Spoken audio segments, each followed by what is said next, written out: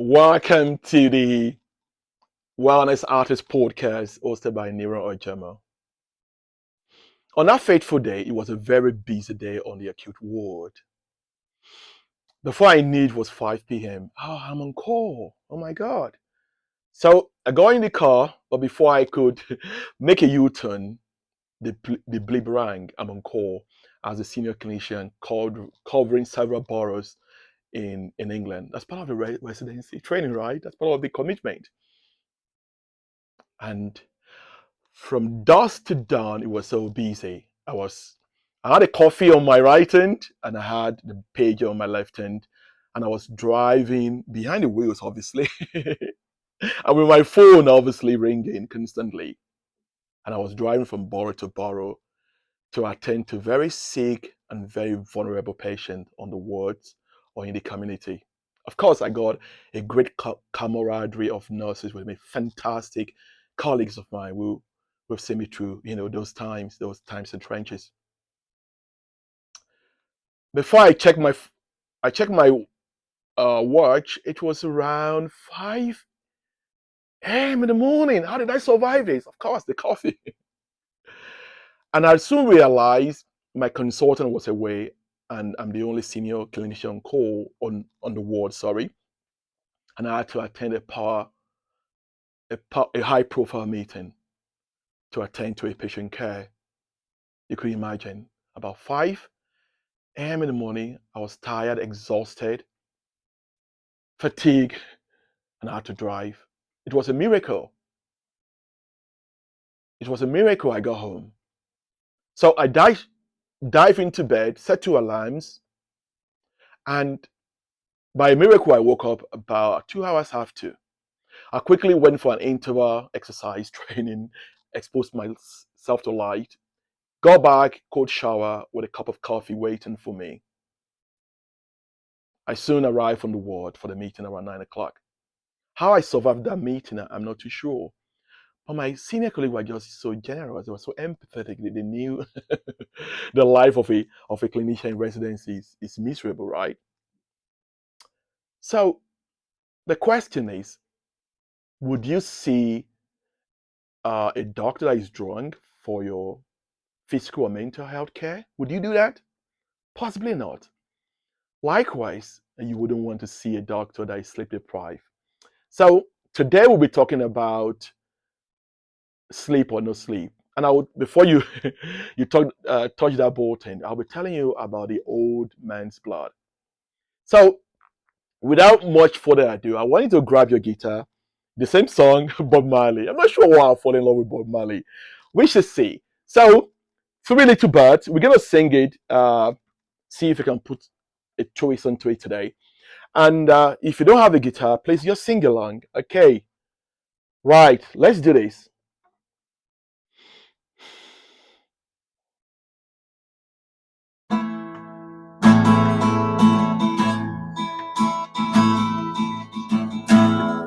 Don't worry about a thing, 'cause every little thing is gonna be alright.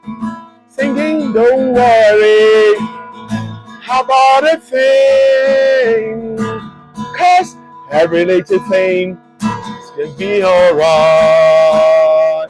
Rise up this morning, smile with the rising sun, singing streets to really do that. Pitch by my dusted, singing sweet sing of melody pure and true, saying, this is my message to you. Don't worry about a thing, 'cause every little thing is gonna be alright.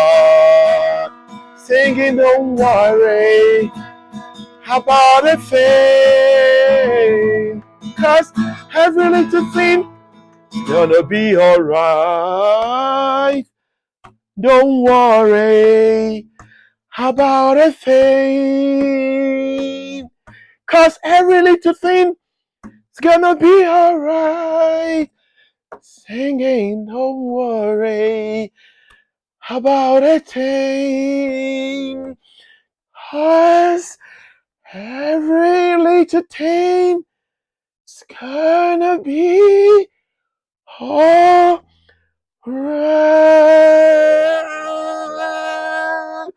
Hey, I meant every little word. Everything is gonna be alright. Right. So we'll be talking about sleep or no sleep. Sound away and make it not stray. In our episode de somno qualicoma, quomodo couples at animos recumperant per noctum, somnos fundamental es sanitas mente clarisat es vita felites, o die cum nos exploramos via de melorium numsum cor secundum. Et quid scientia de somno dopsi dicer. Sit pars et tranquillizer vobucum insapiamur nux. I'm sure my Latin teacher will be watching to give me feedback. So essentially, welcome to this podcast about to sleep or not to sleep. Do we need to rethink sleep, guys? I think we need to talk about sleep because it's just probably the most important topic in medicine in our community, in our fast-paced world, as it affects all areas of our life, our mental, our physical well-being, and me as a product, as a good husband, and as a community person. So stay tuned. If you've not subscribed to this channel, please do subscribe. Okay, so we're just going to talk about the old man's blood that I just alluded to, the science of sleep. I've got my show note here. Health benefit of sleep, consequence of sleep deprivation, assessing your sleep pattern, and how to improve your sleep. Okay, and then we'll talk about medication as well with regards to insomnia. So it's interesting about the Oldsman blood. The story was just my story a few years ago in the trenches. And now my wife thinks she can't even understand me. My performance it's great. I mean, not in not in the massages, but at least, learning languages and being a better dad, right? So if you were to take, so I attended a 50th birthday of a friend. I kept receiving birthday invitation these days. So I told people on my table that about this old man's blood, and I said, if you were to take my blood and check the inflammatory markers, it was just above the roof. My hormones, including my testosterone, was probably on the floor. What else? The chronic horsemen, you know them, the diabetes, the heart disease, and what else? We'll put in the show note, right? I'm sure I'll be probably pre-diabetic at that time. And if I continue in that on that part, I probably would be a candidate for heart attack. But thank God, my two kids, who are my greatest teacher, helped me to see the light. Right, so let's talk about science of sleep. So one of the things I normally do is when I'm learning something, I'm discussing that with my two kids because they're sharpshooters, they're voracious reader, and one of the things I've encouraged them to do is to ask questions, not just of people, of themselves, and to challenge old dogma and concept. It's hard for me then because everything I'm doing, you're asking questions like every normal kid would do. So they said, Dad, tell us about the science of sleep. So okay, I'm sure there are scientists, probably psychiatrists, listening to this. You probably need a more complicated stuff, right? We'll put that in the show note to Professor Matthews Walker's website so you can read more. But this is just for people like me and people like in the community. I just want to have a layman explanation. So there are about 4 stages. So the first thing is a light sleep. So this is when I'm going to use myself. So that's when I'm going to bed. My at this stage, I'm a bit more relaxed and I'm just trying to get into bed. Then, secondly, it goes in what we call the stage 2, which is the deep light sleep. At this stage, my body core temperature is going down and my heart rate is slowing down as well. And then, I'm preparing for the deep sleep, which is probably the most important. I know some people will argue is the REM, right? the deep sleep. So the deep sleep, you at that time, that's where you have your muscles, your tissues being repaired, and you also have your immune system being strengthened. And also, all those inflammatory markers are coming down at that time. Then we'll move on to, and this is the probably deepest, deepest part of the sleep, right? Everything's quiet. You're deeply in sleep, right? And then you move on to the final stage, which is the REM stage. They call it the rapid eye movement. Why is that? This is still mysterious to most scientists, but essentially, yeah, you start dreaming. I can remember those dreams. I can't remember mine. And then I think that's when you remember things, and your brain goes through some interesting repair as well. So is the deep sleep the most important or the REM sleep? I think the jury is still out on this. And one of the things I tell my kids to challenge this concept, because fast forward in 10 years, they will look back and say, Dad, Professor Martin Walker was wrong. How Professor Peter Thiel was wrong. Yeah, science is always evolving, and that's why I'm training my two kids to do that, to ask good questions of themselves, and to be able to even have good questions with not only their teachers, their peers, but also their family physician. Awesome. So let's move on to what are the health benefits. Again, we'll put in the show note how many cycles we go through at night. So if you have more appetite to read, you can go and read that. So what are the health benefits of sleep? Maybe I'll use myself as an example. This is a new me, right? First and foremost, improve brain function. I'm learning Latin, and my Latin teacher was giving me a few. He said he couldn't believe it. Oh God, I'm able to say quad yes, TB quad veritas. I'm able to learn some stuff at 50. Of course, my daughter is teaching me French, as you are aware, and I'm still learning Yoruba as well. So I'm probably speaking 4 languages. Okay, yeah, maybe more. I don't know. Emotional balance. As you know, my wife is my mood stabilizer. Fantastic. 31 Proverbs woman. That's what I call her. Amazing woman. She really helps me, but then she's noticed that since I've not been doing the whole, firefighting all night, my mood has been really good. Again, I still get angry, right? So I still get upset. Sometimes I see injustice in our society. I'm not saying Canada, obviously, maybe not in England. I don't know. I don't get into trouble with the Canadian police or British one. Again, I still get upset, right? But then I'm able to manage my emotion really well. And this I found interesting. Now, when I was in the trenches, when I was all night, I was supposed to assess patient. And how am I able to even, be empathic with them? How am I able to have emotional intelligence with them? I still find it really interesting. Maybe somebody needs to write a paper on that. The other thing is very interesting is the physical recovery is just very important. Now that I'm a musician, hello, musician out there, yeah, it's very important to take a rest, to recover, to sleep well. It's just important for the voice. The other thing is strengthening immune system and inflammatory markers, as I've alluded to in the old man story. If you've not listened, you go back and listen, right? And I think this is very interesting when my wife talks about improved performance. She said, "Oh no, before I had to get you to do anything, even with massages, you're like busy, and all stuff. But now, oh, what's changed? Romano, Larry, or Nero, what's changed?" I said, "Oh, because I'm sleeping well." Yeah. So, what are the consequences of sleep deprivation? I think I documented this in our book Alive and about a whole chapter about, and you have to go and read the book, right? Okay. So I'm just going to make some fews here. These are what I noticed when I was in the trenches. Concentration issues. I had to power myself up with coffee every day to be able to function. Impaired memory. I didn't probably have that, but my memory wasn't at the best at the time. Despite if I was younger, I didn't have cognitive decline, but I've noticed that in other patients on the ward. The long-term health risk. The four uh, uh, horsemen, right? The heart disease, the diabetes. Um, and we put researches that talk about this in the show notes as well, and the weakening immune system. So you can go and read about it, but these are the longer term health risks. So when you're making those decisions, think about this. And this is also the last but not the least is the poor decision making.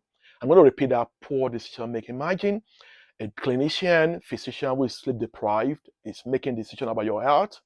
Think about that. You wouldn't allow a drunk. Again, I'm not against people that drink. It's their call, right? It's their decision.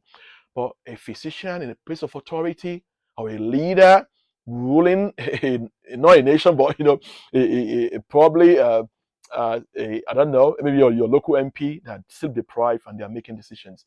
I documented this in my book about catastrophic event that's happened in the 20th century, particularly the Challenger disaster.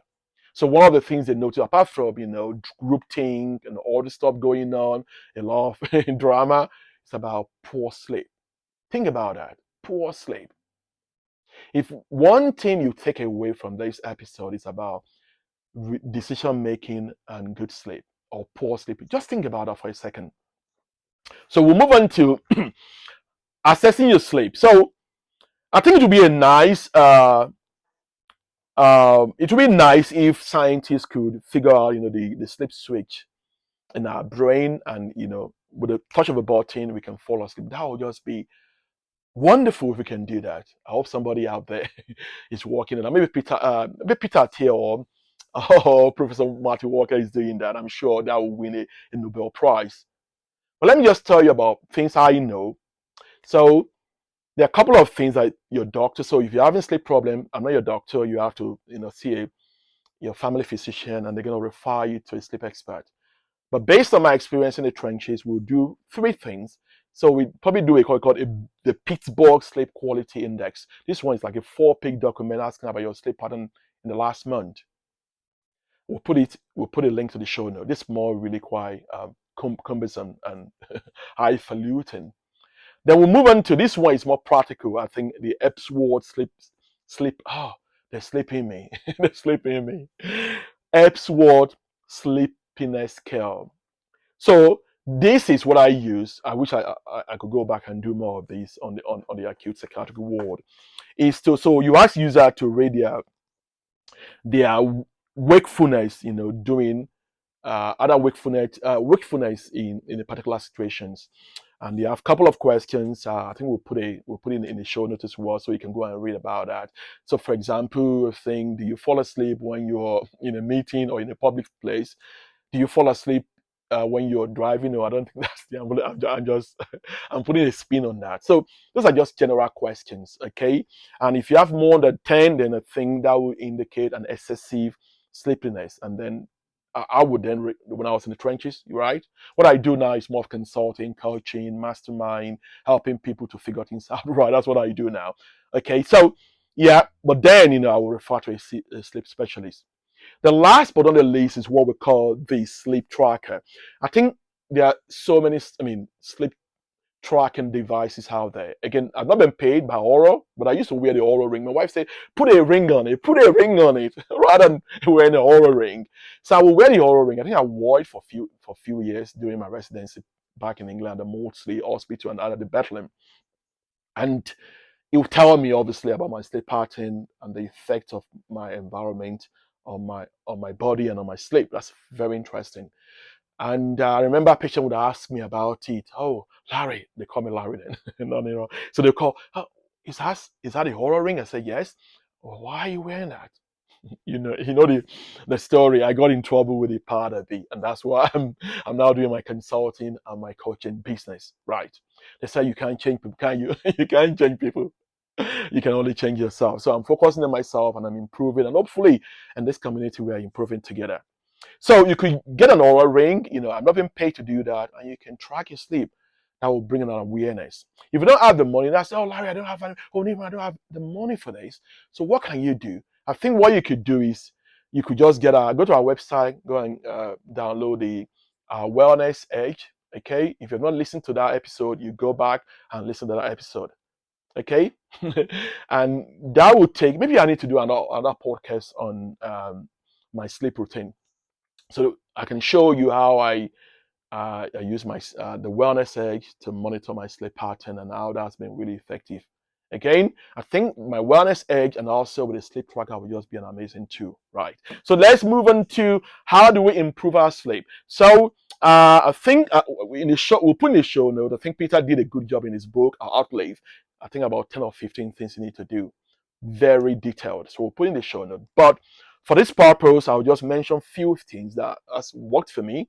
So establish a consistent sleep pattern, create a calming environment pre-sleep routine, optimize your sleep environment, you limit your screen time, and practice relaxation technique.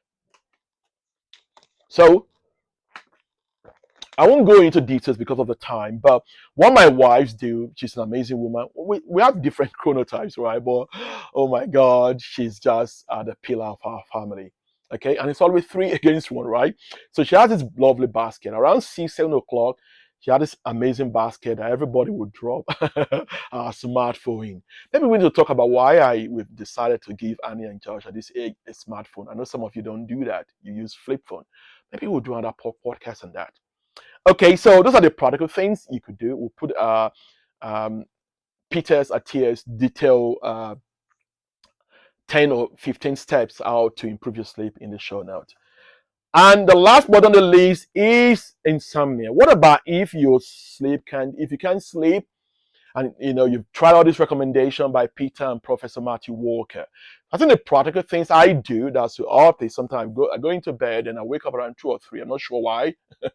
Maybe just the food I've just eaten that I hate. Is that eaten or I'm trying to be a linguistic. I have a teacher too. So right. So what I do is I just move to the other room, particularly come to my study, and I will get one of my medical textbooks, right? Those boring books, and they just pull me back to sleep.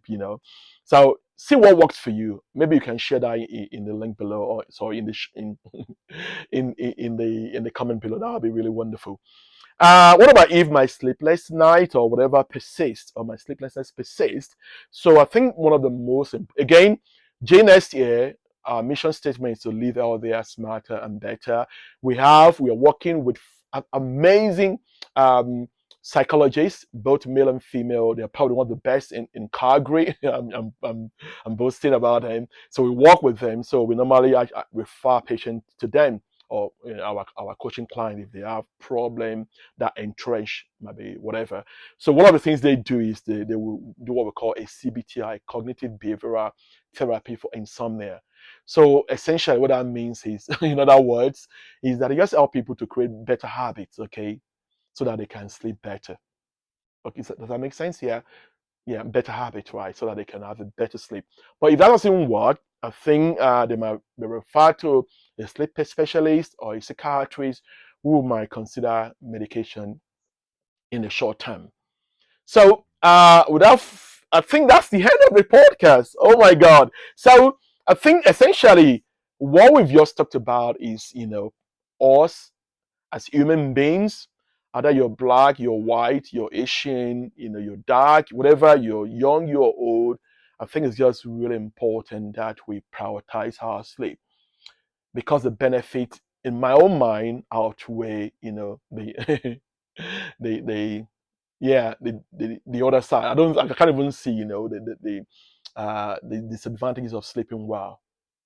Okay, so on that note, we'll finish this podcast. And if you are tuning to this podcast for the first time, please subscribe to this channel, share, comment, like, get your friends around so we can all take this wellness journey together. And until next week, Odaro, Kachifonu, Au revoir, Salam alaikum. What else again? Oh, Bonne Neil. Um, I'm gonna get in trouble with this. Bene Wale. If I didn't say that, my Latin teacher would say Bene Wale, Benedice. Remember, subscribe. The bigger the channel, the bigger the studio, the bigger the audience, and the bigger what the guests, right? Until then, remember, make sleep a priority. Take care. Benedice. Bye.